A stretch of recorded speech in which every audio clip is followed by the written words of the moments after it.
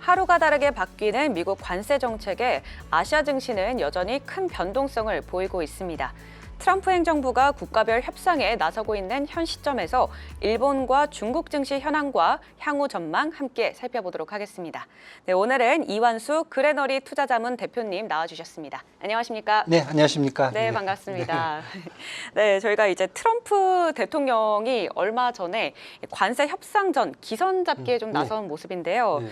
이 비관세 장벽 8가지 항목을 지적을 했어요. 네. 그 첫 번째가 환율 조작이었습니다. 그렇죠. 네, 맞습니다. 네, 이에 따라서 시티그룹은 일본이 마러라고 합의의 타깃이 될 수 있다라고 진단을 했는데 일단 이 마러라고 합의가 뭔지부터 좀 쉽게 설명을 해주시죠. 사실 마러라고 합의라고 하니까 뭐 대단한 거라고 생각하는데 그건 아니고요. 네. 2019년도죠. 2019년도 그때 이제 트럼프 행정부 일기 때 이제 마러라고가 이제 트럼프 대통령의 플로리다 별장 이름이거든요. 거기에서 중국을 비롯한 주변국들, 주요국들 다 초대를 해갖고 뭐 한번 좀 이렇게 만났어요. 얼굴 좀 봤어요. 네. 얼굴을 봤는데 그때 이제 나왔던 내용들이 이제 정리가 된 거고요. 그 이후에 이제 작년이죠. 2024년 11월 달에 스티븐 미런이라는 이제 백악관 경제자문위원장이 세계무역 시스템 재편을 위한 가이드라는 그런 보고서에서 이 얘기를 했어요. 우리가 네. 마러라고 해서 합의를 했다. 뭐냐? 미국이 관세와 안보를 무기 삼아 달러화 약세에 대한 다자간 합의를 이끌어내는 전략이 필요하다. 쉽게 해서 이건 뭐냐면 1985년에 있었던 플러자 합의와 비슷한 그런 내용이거든요. 네. 예, 그때 당시 그때 태어난지 어떤지 제가 모르겠어요. 아직 그때는 아니죠. 아니었습니다. 네, 저는 이제 초등학교를 다니고 있었어요. 네. 다니고 있었는데 뭐 물론 기억은 안 나지만은 네. 다른 거보다 그때 이제 가장 힘들었던 게 뭐냐면 미국이 쌍둥이 적자라는 단어가 그렇게 좀 많았었어요. 재정 적자, 무역 적자. 네. 그것을 해결하기 위해서 사실은 미국이 가장 싫어하는 환율 조작이라는 것을 본인들이 하게 된 거예요. 예, 그게 이제 플러자 합의인데 이것과 비슷한 것을 결국은 작년 2024년 11월 달에 다시 보고서에 나왔다. 그리고 그때는 사실 보면 이제 바이든 행정부 때였거든요. 네. 그런데 올해 이제 1월 20일 날 트럼프 행정부 들어오고 나서 보니까 트럼프 행정부가 지금 이 마러라고 합의라는 그때 갖고 있었던 일기 때 썼던 내용들을 네. 그대로 다시 재현을 하고 있다는 거죠. 요 내용이 나오면서 지금 지난주부터 이미 지금 일본하고 EU는 상호 관세에 대해서 지금 미국 행정부하고 지금 합의를 하고 있단 말이에요. 협의를 하고 있고 이제 어제부터 이제 우리나라가 이제 2+2 맞아요. 꼭 그런 단어를 쓴지 모르겠어요. 2+2는 하여튼 네. 뭐 2+2로 지금 시작을 하고 있는데 이미 지난주에 가면서 사실 의외로 일본이 되게 강하게 나왔거든요. 그래요? 예, 그러다 보니까 이제 미국에서 얘기하는 게 너희들 그러면 옛날에 플러자 합의 생각해봐라. 그거 하고 나서 5년 후부터 사실 일본이 잃어버린 20년, 30년이 갔거든요. 그걸 생각해봐라. 그래서 지금 어떻게 하면 마러라고 합의라는 게 다른 것보다 일본뿐만 아니라 기타 주요국들에게 네. 과거에 플라자 합의, 특히 달러의 약세, 인위적인 약세를 갔을 경우에 너희들이 당할 수 있는 어떤 불이익 이런 것들을 생각해봐라. 지금 그런 식으로 사실 저는 협박이라고 보거든요. 그런 것 같네요. 협박이 가는 거기 때문에 네. 이 방법을 썼다는 것은 지금 관세 정책이 안 먹히고 마지막까지 와 있다. 저는 이제 이렇게 지금 보고 있습니다. 네, 마러라고 합의는 이 인위적인 환율 조정, 그러니까 의도적으로 달러를 절하하는 거를 말하는데 그렇다면 이 마러라고 합의의 실현 가능성은 얼마나 되고 또 이렇게 실현이 될 경우에 증시에 미치는 영향은 좀 클 것 같은데 어떤가요? 과거에는 환율 조작을 먼저 시작을 했는데 네. 지금은 일단 관세 도입이에요. 관세 도입을 하면서 트럼프 행정부가 얘기한 게 두 가지 목적이에요. 일단 연방정부의 재정 수익을 10년간 6조 달러를 벌어들이겠다. 그러니까 재정 적자를 여기서 메꾸겠다는 거거든요. 첫 번째가. 그러네요. 관세로. 네. 두 번째는 쌍둥이 적자 때문에 무역 적자를 이제 없애려고 했어요. 줄이려고 보니까 수입하는 건 그렇다 치더라도 네. 내가 수출을 해야 되잖아요. 네. 근데 미국이 수출할 게 뭐가 있어요? 딱히 없어요. 없네요. 그러니까 제조업이 망해갖고 수출할 게 없어요. 그러면은 관세를 활용해갖고 미국 내 제조업을 부활시키겠다는 거거든요. 그러니까 그러네요. TSMC, 뭐 현대차 맞아요. 미국 공장으로 다. 그렇죠. 네.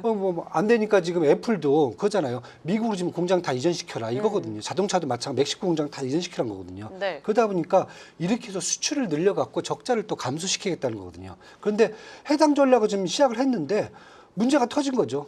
관세 부과했더니 결국 미국 내 인플레이션 상승이라든지 미국의 경기 침체 우려가 되니까 네. 결국 일본, 중국 뭐 국제 금융기관들이 미국의 국채를 그냥 덤핑을 해버렸어요. 아니 인플레이션이 오는데 미국 국채를 왜 들고 있어요? 그럼 그쵸. 이건 던져야 되는 거잖아요. 그쵸. 그러니까 국채 수익률이 막 상승을 해요. 달러도 강세로 가버려요.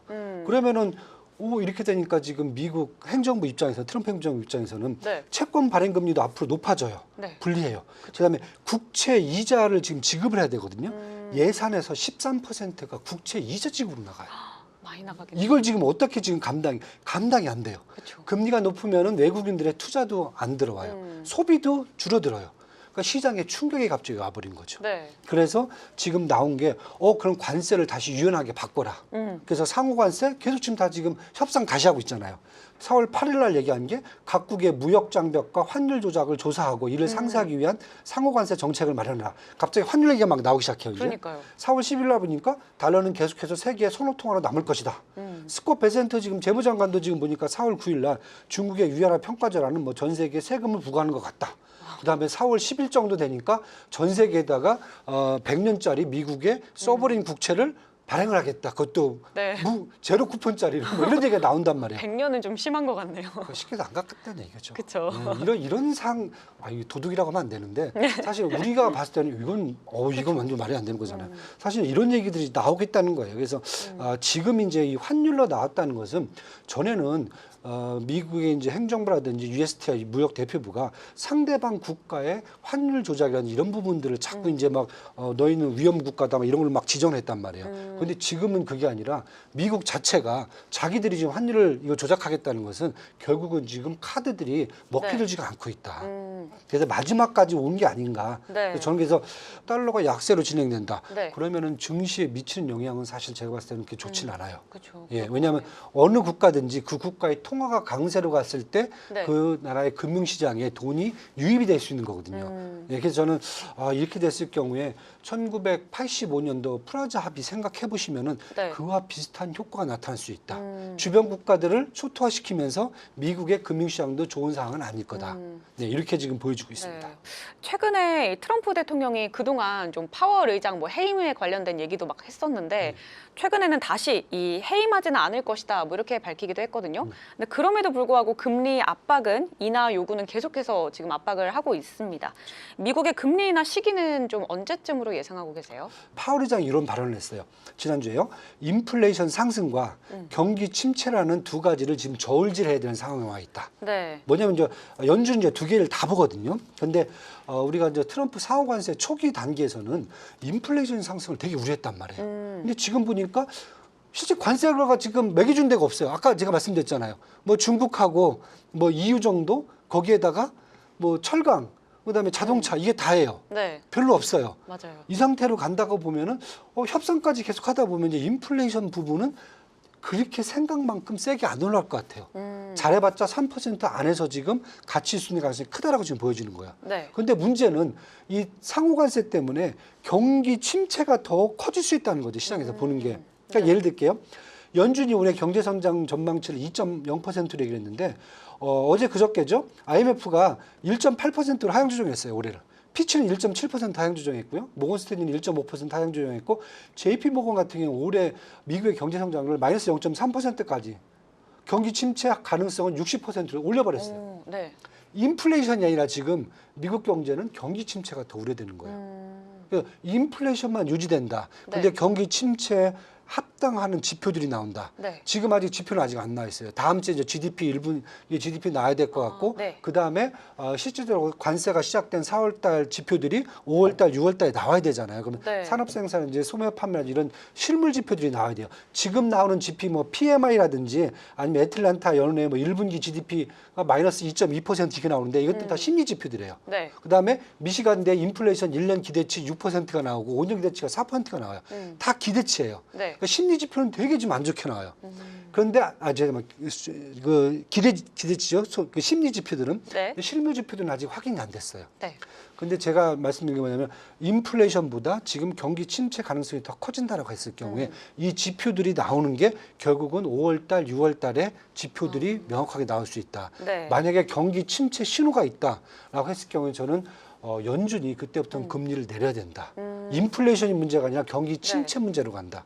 그래서 지금 시간에 나오는 게 아마 5월 7일보다는 한뭐 6월 18일 정도 지금 뭐 페드워치 같은 경우 한 55% 25% 이제 금리 인하 가능성을 보고 있고요. 네. 그다음에 9월 17일 날도 한 50% 이상 기준금리 가능성을 또 보고 있어요. 아, 그러니까 올해 두 점도표가 번 그쵸. 정도? 아. 올해 점도표가 사실은 이제 2번 금리 내린 걸로 나와 있잖아요. 네, 연준에 맞아요. 하면은 지금 연준은 그것을 지킨다라고 했을 경우에는 다른 것보다 경기 침체에 대한 어떤 신호만 나오면은 2번은 충분히 지금 나올 수 있는데 연초에는 아마 인플레이션 때문에 하반기나 돼야 되지 않겠는가 이렇게 봤는데 지금은 인플레이션이 아니라 경기 침체 쪽으로 가다 보니까 네. 이 금리 인하 시기가 조금 더 빨라질 수 있다. 음, 그래서 저는 일단 시장 보는 거와 마찬가지 6월 달하고 9월 달 한번 2번 현재 같은 상황이라면 그렇게 좀 예상을 하실 수 있지 않을까 이렇게 지금 보고 있습니다. 알겠습니다. 5월보다는 6월 그리고 6월과 9월 이렇게 2번 금리 인하도 가능하다라고 전망을 해주셨습니다.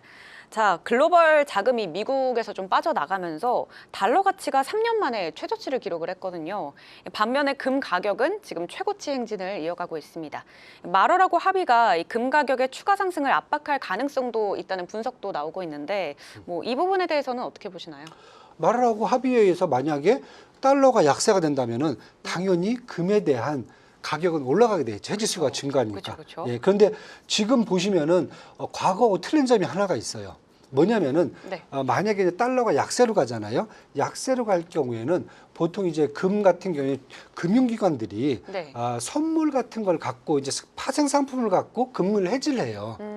예, 그럴 경우에는 사실 실물 가격을 그렇게 크게 안 오르는 그런 이제 모습을 보이거든요. 네. 근데 이번 같은 경우는 뭐냐면은 거기에다 추가적으로 각국의 중앙은행, 특히 중국을 비롯한 이런 중앙은행들이 실물 금을 사재기를 하고 있어요.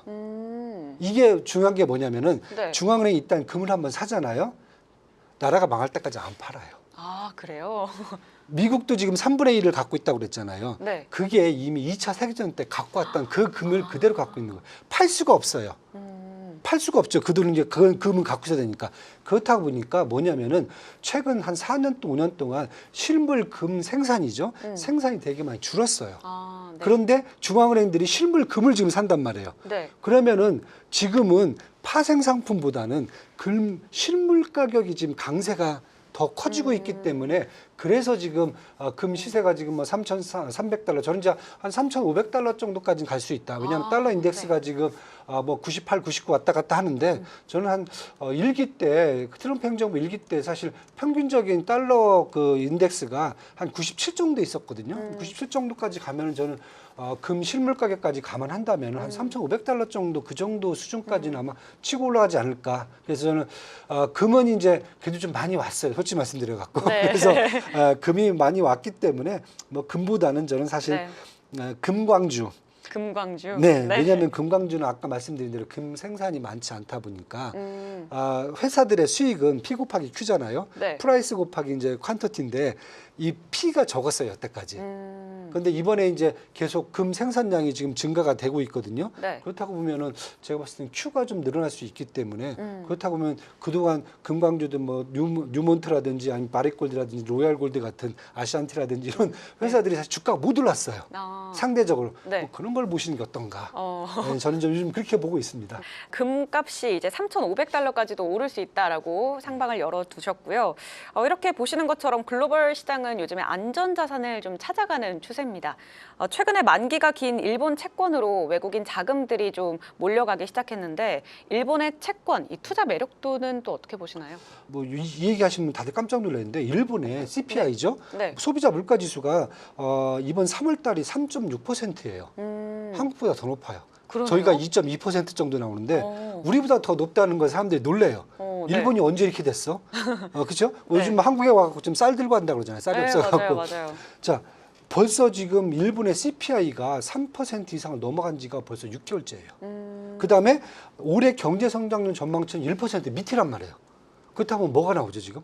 인플레이션은 높고 성장률 떨어지면 스태그플레이션이에요. 아, 그러니까 금리를 빨리 올려서 인플레이션 좀 잡아내야 돼요. 네. 근데 내야 되는데 아까도 했지만 프라자 합의 이후에 사실은 일본 은행이 미국의 눈치를 안 보고 통화 정책을 마음대로 한 적은 없어요. 봐야 돼요. 그쵸. 그럴 때 왜냐하면 동시에 하나가 올리고 하나가 내려버리면은 어떤 일이 발생하죠? NTA 청산이 커진단 말이죠. 아, 그렇죠. 그래서 지금 사실은 미국의 눈치를 많이 봐요. 둘 중에 하나는 덜 해야 되니까. 그래서 지금 저는 만약 이렇게 본다라고 그러면은 엔화 강세는 분명히 간다. 네. 다른 것보다 엔화 강세는 간다. 근데 이제 금리는 언제 올지 모르겠다. 아, 네, 이렇게 돼요. 그래서 달러당 지금 155위안까지 갔다가 요즘 이제 140위안까지 내려왔단 말이에요. 그런데 10년물 일본의 국채 수익률을 보면은 1년 전에 한 0.9%였단 말이에요, 수익률이. 네. 근데 지금 한 1.35%로 상승을 했어요. 네. 그러니까 가격은 더 떨어져 봤다는 거죠. 네. 그렇다 보면은 만약에 엔화로 바꿔서 엔화 국채를 갖고 있다면은 상세가 돼 버린단 말이에요. 그래서 저는 이렇게 되면은 국채를 사는 것보다 네. 그것은 이제 중앙은행들이 하는 거고 네. 개인 투자가 입장에서 사실 엔화도 수익을 내야 되고 국채도 수익이 나야 되잖아요. 네. 근데 지금 채권 매력도보다는 저는 엔화 자체의 매력도가 더 크지 채권까지 개인들이 투자를 할 필요는 없다. 그 채권을 갖고 하는 것은 엔화를 이제 포린 리저브죠. 외환 보유고로 갖고 와야 될 중앙은행이든지 일반적인 이제 상업은행들이 취하는 전략이고 네. 개인 입장에서는 저는 그냥 엔화를 스테이트포워드로 들고 가셔라. 네, 이렇게 네. 지금 말씀을 드리고 싶습니다. 개인 투자자 입장에서 말씀을 해주셨는데 일본 채권보다는 엔화 자체의 매력도가 더 높다라고 말씀을 해주셨습니다. 자, 최근에 이제 미중 갈등이 깊어지고 있는 상황에서 중국은 미국채를 좀 매각하려는 움직임을 보이고 있다라고 아까도 말씀을 해주셨는데요. 달러 강세가 무역 적자의 원인이라고 생각하시는 이 트럼프 대통령의 입장에서는 국채 금리에 민감하게 좀 반응할 수밖에 없을 것 같아요. 시장에 미치는 파급력은 어떤가요? 저는 사실 뭐 중국하고 네. 일본이 최근에 이제 뭐 많이 이제 중앙은행들이 미국 국채를 덤핑을 좀 많이 해갖고 네. 수익률이 올라갔다. 물론 뭐 인정을 합니다. 인정을 하는데 네. 그 부분보다는 사실은 미국 국채를 오너십 어디가 더 많이 갖고 있는지 이거 이제 제가 확인을 해보니까 네. 해외 투자가들이 한 30%를 갖고 있고요. 그 다음에 페더럴 리저브 그러니까 연준이 21%를 갖고 있어요. 그러니까 다 국채가 만약에 다 판매가 안 되면 연준이 이걸 다 인수를 하게 돼 있거든요. 네. 21%를 갖고 있고 미국 내 뭐 펜션 펀드 그다음에 미국의 금융기관 그다음에 미국의 무슨 뭐 등등등 해갖고 미국 내에서 70%가 움직이거든요. 네. 네, 그런데 물론 이제 포린 인베스터들이 30%가 조금 던진다고 해서 물론 충격일 수가 있는데 그거보다는 미국 내 JP 모건이라든지 아니면 모건 스탠리 같이 요즘 계속 지금 트럼프의 정책을 에 대해 좀 약간 반기를 들고 있는 이런 쪽 금융기관들이 사실은 미국 인플레이션 우려 때에서 덤핑하는 게 더 크다고 저는 사실 보고 있어요. 보고 있어 갖고 그걸 이제 물론 이제 중국 같은 경우로 한번 잠깐 봐도 미국 국채가 지금 한 7,590억 달러 잔고를 갖고 있어요. 미국 전체 발행 잔고의 한 2.7%. 네. 그다음에 일본 같은 경우가 지금 1조 1,382억 달러를 들고 있네요. 전체 발행 잔고의 한 4% 정도 들고 있어요. 합치면 한 6.7%. 미국의 지금 국채 발행 잔고가 28조 2천억 달러예요. 근데 이 앞에 바이든 행정부에서 장기 금리가 높다 보니까 네. 단기 국채들을 많이 발행을 했어요. 그래서 이게 올해 6월 달, 7월 달에 만기가 많이 들어와요. 네. 그러니까 20년, 30년 장기 국채는 발행을 많이 안 했어요. 단기 국채들을 발행하다 보니까 이게 지금 만기가 도래해서 온단 말이에요. 그럼 이것을 다시 좀 재발행을 해야 되는데 네. 만약에 재발행해야 되는데 현재 금리 수준이라면 너무 높아요. 어느 정도냐면은 이자 부담액을 봤어요. 지금 국채 발행의 평균 누적 이자율이 3.28%예요. 네. 그렇다고 보면 1년에 이자 부담을 1조 1,580억 달러를 이자를 부담을 해야 돼요. 너무 그러면은 센데요? 네, 이 정도면 어느냐면은 미국의 1년 예산의 13%가 이자로 지급이 돼요. 네. 그러면 지금 쉽게 얘기해서 트럼프 행정부는 재정 적자를 어떻게 메꿔야 되잖아요. 네. 이자 주다가 망할 판이에요. 그러네요. 그래서 지금 여기가 되게 지금 머리가 지금 셈법이 지금 복잡한 거죠. 그래서 지금 아마 제가 봤을 때는 적극적으로 달라붙으려야 될 것 같고요. 네. 연준도 사실 뭐 계속 부담이 아까도 계속 말씀을 드렸어요. 안 내려요. 안 내리는 이유가 사실은 물론 계속 실물 경기 지표를 얘기를 하지만은 연준 같은 경우는 사실 지금 금리 인하에 이제 부담감을 느껴요. 자체적으로 본다면은 이미 이제 2008년도 금융위기 때부터 연준이 본원 통화죠. 우리가 모니터리 베이스라고 하는 부분들을 네. 이미 지금 한 최고점에 갔을 때는 한 6.5조 달러까지 발행을 했었어요. 6.5조 달러니까 뭐 그 정도 많을 수도 있겠지 생각을 하시는데 연준이라는 그 제도가 1914년부터 시작했단 말이에요. 네. 그게 금융위기 전 2008년도 전까지 머니터리 베이스가 얼마였냐면 2조 달러가 안 됐어요.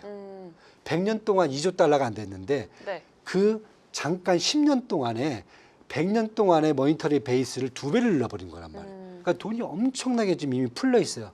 근데 이 풀려 있는 돈을 걷어들여야 되는데 지금 네. 못 걷어들이고 있는 거거든요. 그렇죠. 트럼프 행정부가 파월한테 도움을 요청을 해도 네. 파월이 또 못 도와줄 수 있는 상황도 돼 있고 네. 그러니까 되게 이게 지금 태착이 돼 있어 갖고 그래서 결국은 제가 봤을 때는 계속 이제 트럼프 행정부가 결국 환율 쪽으로 또 이제 방향을 트는 게 아닌가. 물론 이제 앞에 상호 관세라든지 이런 부분들이 마무리가 된 건 아니에요. 네. 저는 목적이 달성될 때까지는 계속 간다라고 봐요. 네. 보지만은 지금 전략적으로 시장에 충격이 오기 때문에 그것을 완화시키기 위해서 뭐 유예도 좀 하고 그다음에 환율로도 좀 돌리고 계속 이렇게 될고 그다음에 저는 이제 국채 발행도 계속 할 것 같고 그래서 아마 이제 눈에 보이는 전략은 다 나올다. 네. 그래서 중국이 이제 미국 국채 매각한다고 해서 뭐 증시 뒤흔들까? 저는 그렇게까지는 보진 않습니다. 그래요? 일단은 지금 행정부도 이것에 대한 대응책을 지금 마련을 하고 있기 때문에 저는 좀 지켜보셔도 된다 이렇게 지금 보고 있습니다. 네, 정말 복잡한 셈법이 있는 것 같습니다. 자, 그리고 최근에 이제 미중 관세 전쟁이 좀 심각해지면서 중국이 히토류 규제로 좀 맞대응을 하고 있잖아요. 히토류는 사실 대중 의존도가 절대적인 만큼 이 미국을 넘어서 글로벌 산업계에 좀 큰 파장이 우려되고 있습니다. 중국이 히토류 카드를 더 좀 꺼내들 가능성도 있나요? 뭐 더 꺼내들 게 아니라 뭐 다 꺼냈죠. 네, 이미 다 꺼낸 것 같긴 다 합니다. 꺼냈고요. 제가 이제 그 말씀을 이제 항상 다니면서 그 방송에서 얘기를 하는데 네. 이제 중국의 3대 미국 공략 무기가 네. 첫 번째가 히토류고요. 네. 왜냐하면 이제 전 세계 히토류 생산의 70%지만은 네. 정제 히토류 공급은 90%를 맞아요. 중국이 담당하고 있어요. 90%라고 하더라고요. 예, 두 번째가 아까 말씀드린 미국 국채 뭐 7,800억 달러든지 미국 달러를 이제 외환 보유로 갖고 있는 거 3조 2천억 달러를 외환 보유로 갖고 있어요. 이게 두 번째. 세 번째가 이제 미국의 주요 기업들을 지금 볼모로 잡고 있죠. 테슬라, 애플, 월마트. 월마트 가면은 뭐 잘 많이 미국에 가보신 분들은 아실 거예요. 네. 월마트 제품 판매 제품 중에 50%가 사실은 중국산이에요. 이걸 어떻게 감당하니까 그러네요. 지금 그러니까 이 볼모로 지금 붙잡고 있거든요. 네. 그런데 히토류가 이번에 이제 사실 생각보다 셌어요. 왜냐하면은 히토류가 지금 사용되는 것이 전기차, 드론, 로봇, 미사일, 우주 등 각종 첨단 기술 분야의 필수적인 원자재예요. 네. 그러다 보니까 가장 시급한 데가 어디냐면 이제 미국의 반도체 회사들. 두 번째가 테슬라. 네. 테슬라가 요즘 하겠다는 데가 자율주행 로보틱스, 뭐 드론 맞아요. 만들겠다, 우주선 만들겠다, 전기차 만들겠다. 근데 테슬라가 지금 생산을 못 한다고 그러잖아요. 네, 휴머노이드 로봇에도 좀 차질이 생겼다고 로봇이 이제 삐걱거리는 거죠, 지금 벌써부터. 네. 그러니까 지금 딱 본인들도 느끼는 거예요, 지금 미국도. 예. 그래서 저는 아마 이제 히토류 같은 경우가 이번에 조금 충격이 좀 크지 않았나 이렇게 보여지고요. 그래서 저는 미국이 이제 그래서 이것을 이제 어떻게 지금 해결을 할까 이미 제시는 했었는데 요원해요, 되게. 네. 해저 광물을 채굴하겠다. 네, 그거 언제 채굴하고 있습니까? 바다 그러게요. 들어가다가 예, 다들 죽을 판이고 지금. 두 번째가 우크라이나와 광물 협정 추진하겠다고 했는데 요즘 갑자기 러시아하고 좀 이게 틀어지면서 맞아요. 예, 뭐 우크라이나까지 못 갖고 오고 있어요. 예, 뭐 젤렌스키 어디 갔는지 보이지도 않고요 지금요. 세 번째는 그린란드하고 캐나다하고 뭐 합병을 하겠다고 막 위협을 했어요. 거기 많거든요 히토류가. 맞아요, 맞아요. 예, 그런데 캐나다가 저렇게 세게 날 줄 몰랐어요. 예, 그린란드를 갑자기 저기 잘 아시는 이제 덴마크가 그럼 우린 EU에다가 공동으로 맡겨버리겠다 이렇게 나와버리니까 갑자기 이것도 안 돼요. 그다음에 요즘은 이제 환경 규제에 묶여있던 석탄 광산들을 채굴을 허용했어요. 네. 네, 석탄 채굴하다 보면 히토류가 조금씩 나와요. 그 십시일반을 좀 모아갖고 하겠다는데 다들 그래요. 어느 세월에 그걸 쓰라고 그러게요. 있니? 양이 많지 않은 것 같아요. 안 돼요 지금. 쉽게 얘기해서 지금 미국이 방법이 없어요. 셉니다 이번에. 그래서 제가 이제 요즘 이제 보시면 이제 지난주부터 뭐 지난주 아니죠 이번 주부터죠. 뭐 주말부터 지금 트럼프 행정부 계속 이제 중국하고 지금 노크를 하기 시작했어요. 맞아요. 2, 3주 안에도. 치킨 게임으로 막 서로 막 눈 가리고 막 체인 묶고 막 달리다가 지금 트럼프 쪽에서 먼저 잠깐 꺾는 느낌이에요. 그렇죠? 네, 맞아요. 꺾는 느낌이잖아요. 그러면은 뭐 당장 제가 봤을 때는 시진핑이 아쉬운 게 없기 때문에 아쉬운 거 없는 게 아니라 조금 더 여유가 있죠. 이제 시진핑도 이제 바로는 안 나올 거예요. 자기도 이제 뭐 쉽게 해서 가오가 있지. 자존심이 있죠. 그렇죠. 14억 명의 가오가 있지. 바로는 안 나올 거란 말이에요. 네. 그러면 한 제가 봤을 때 1, 2주 정도 걸릴 거란 말이에요. 그래서 네. 미국도 이제 그 얘기를 했어요. 한 2, 3주 안에 나올 거다. 그럼 나오게 되면은 저는 미국은 히토류 먼저 얘기할 거다. 반대로 중국은 반도체 먼저 얘기할 거다. 네. 예. 딱 두 무슨 가지. 카드를 딱 그렇게 네. 갖고 예, 나오겠네요. 그게 지금 양극 간의 가장 큰 거죠. 그래서 네. 그쪽과 관련돼 있는 종목들은 유심히 보셔야 돼요, 사실은. 예, 저는 좀 그렇게 보고 있습니다. 네, 알겠습니다. 자, 이렇게 무역 전쟁 속에서 이제 얼마 전에 중국이 사실상 기준금리로 보는 네. LPR 금리를 6개월 연속 동결을 했습니다. 네. 적절한 시점에 유동성 공급 효과를 좀 극대화하기 위한 의도다라는 해석도 나오고 있는데 뭐 증시의 영향은 좀 어떨 거라고 보시나요? 사실 이제 뭐 중국 인민은행의 이제 통화 정책을 보면은 제가 봤을 때는 LPR을 잘 내리지는 않을 거예요. 예, 대출 우대 금리를 잘 내리지는 않을 거예요. 지금 네. 1년 물자리는 보통 이제 개인 신용 대출 금리거든요. 3.1% 지금 한 3개월, 4개월 동안 유지가 되고 있고요. 그다음에 5년물은 이제 주택담보대출이거든요. 3.6% 정도를 지금 계속 유지를 하고 있어요. 그런데 일반적으로 중앙은행의 이제 통화량을 조절을 해야 통화량은 워낙 유연적으로 이제 조절이 가능하잖아요. 중앙은행이 공급을 통해서. 네. 통화량을 통해서 이제 우리가 이제 그 중앙은행이 추구하는 방식이 이제 두 가지가 있어요. 가장 큰 것은 금리 조절하고 지급 준비율 조절을 하거든요. 네. 이것은 이제 뭐냐면은 그러니까 저수지에 물길을 막았다 올렸다 이걸 해주는 거예요. 예, 길을 올려줬다 막았다는 거예요. 네. 그 다음에 두 번째 방식은 양적 완화라든지 뭐 단기 유동성 공급이라든지 RP 공급 이런 것들은 뭐냐면은 그냥 살수차 갖다 물을 갖다 버버리는 거예요. 예, 이런 방식이거든요. 네. 그냥 공급을 그냥 양쪽으로 갖다 그냥 부어버리는 거거든요. 네. 근데 지금 보시면은 인민은행이 계속 하고 있는 게 지급 준비율 조절하고 단기 유동성 RP 공급 위주로 가요. 왜냐하면은 지금 만약에 금리를 조절했을 경우에 문제가 지금 크게 두 가지가 나와요. 일단 위안화 문제. 왜냐하면 위안화가 지금 여기서 또 추가로 약세를 갔을 경우에 감당이 안 돼요. 솔직히 말씀드릴게요. 감당이 네. 안 돼요. 지금도 지금 한 7.2위안 정도 되고 있거든요. 네. 많이 낮춰놨어요. 그런데도 불구하고 만약에 위안화가 더 약세로 간다 했을 경우에는 지금 역대 지금 가장 낮은 환율이 지금 될 수가 있거든요. 환율이 아니라 저기 통화 가치가 될 수가 있거든요. 네. 그래서 그게 지금 문제가 되는 거고 두 번째는 부동산 문제예요. 왜냐하면 이제 부동산 대출을 사실 다 막아놨었어요. 중국 정부가 이미 3년 전부터 막았기 때문에 네. 이제 그 문제가 되는 거고 지금 당장 만약에 그런 부동산 대출을 풀어야 되잖아요. 금리를 낮추면은 네. 이렇게 될 경우에는 중앙은행들이 가장 두려워하는 게 뭐냐면은 돈이 부동산에 묶여요.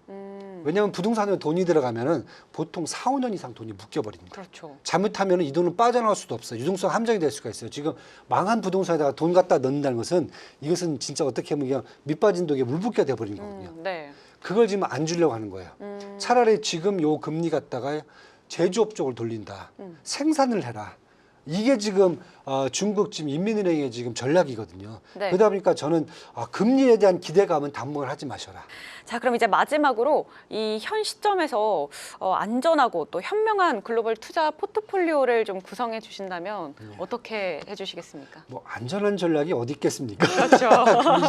맞아요. 그리고 현명하다고 생각하는 것도 뭐 결과가 그렇게 나와야 되는 거기 때문에 저는 네, 그거보다 맞습니다. 적절한 전략이 뭔가, 적절한 전략이 뭔가. 저는 이제 첫 번째가 이제 기존의 미국 주식 일변도에서 좀 다양화하셔라. 뭐 과거에 보시면은 뭐 미국 주식 100%였어요. 솔직히 말씀드리면. 맞아요. 네, 그래서 저는 이제 한 미국을 한 50% 정도로 가고 그다음에 유럽, 중국, 일본, 한국 한 50% 정도는 갖고 와야 되지 않겠는가. 네, 이렇게 지금 이게 사실은 글로벌 어떤 시장을 놓고 본다면은 네. 이게 정상화된 포트폴리오가 아닌가라고 봐요. 네, 미국이 맞습니다. 전 세계 증시에 차지하는 비중이 한 65%, 70% 정도 시가총액이 되긴 하지만은 일단 50% 정도 가져가는 게 맞다라고 지금 보고요. 두 번째는 적절한 전략 중에 저는 그래도 만약에 주시장을 본다면은 기술주 위주로 투자를 하셔라. 왜냐면은 여태까지 미국 위주의 어떤 투자 전략에서 전 세계로 좀 포트폴리오를 바꾸잖아요. 네. 그런데 더 재미있는 것은 여태까지 기술주들, 특히 이제 테크주들이 보면은 미국이 다 독점을 하고 있었어요. 맞아요. IT 산업, 그다음에 AI 산업의 성장을 사실 미국이 다 독점하고 있었거든요. 네. 그런데 이미 그게 독점이 깨지면서 올해부터는 이게 전 세계적으로 AI 산업의 확대가 되고 있다. 뭐 중국 같은 경우 딥시크가 지금 된 거고요. 네. 한국도 이번 리더십 교체가 되면은 아까 제가 들어오기 전에 잠깐 이제 앵커님하고 말씀하셨는데 네. 스마트 시티, 스마트 정부, 뭐 AI 100조 투자, 뭐 신재생에가 리턴한다. 뭐 이거 다 보면 사실 어떻게 보면 AI 산업이에요. 맞아요. 플랫폼 산업. 대한민국도 원래 갔어야 되는데 못 깎은 거거든요. 이게 지금 간다. 중국도 마찬가지고 요즘 일본도 마찬가지고 글로벌 AI 산업, 글로벌 기술주들이 다시 확대되는 단계에 와 있기 때문에 저는 글로벌로 투자를 옮겨간다 하더라도 네. AI라든지 반도체라든지 테크주라든지 이런 쪽을 성장주를 좀 더 보셔라. 글로벌 성장주를. 미국 같은 경우도 엔비디아가 요즘 포워드 PR이 20배예요. 성장주가 엔비디아 같은 성장주가 포워드 PR 20배로 우리가 언제 사봅니까? 그렇죠. 예, 그런 거 생각하면 메타가 지금 20배입니다. 예, 이런 걸 생각해 본다면은 글로벌 전략으로 가도 저는 기술주라든지 이런 쪽을 붙잡고 하시는 게 더 유리하지 않겠는가. 네. 네, 이렇게 지금 보고 있습니다. 네, 그러니까 정리를 해보자면 과거에는 거의 미국 100%에서 이제 미국을 50% 정도로 덜어내고 유럽이나 중국, 일본, 한국을 50%로 가져가자라고 하셨고요. 그리고 기술주 위주로 투자하자라고 조언을 해주셨습니다. 자, 오늘 좀 거시적인 내용이 많아서 어려울 수도 있었는데 비유를 너무 잘해주셔가지고 저희가 좀 쉽게 이해를 했던 것 같습니다. 시간이 뭐 벌써 이렇게 빨리 흘러가지고. 그러니까요. 시간 가는 줄 몰랐는데 네. 오늘 말씀 너무 감사합니다. 네. 네, 감사합니다. 네. 네, 지금까지 이완수 그레너리 투자자문 대표님과 함께 이야기 나눠봤고요. 네, 지금까지 시청해주신 여러분 감사합니다.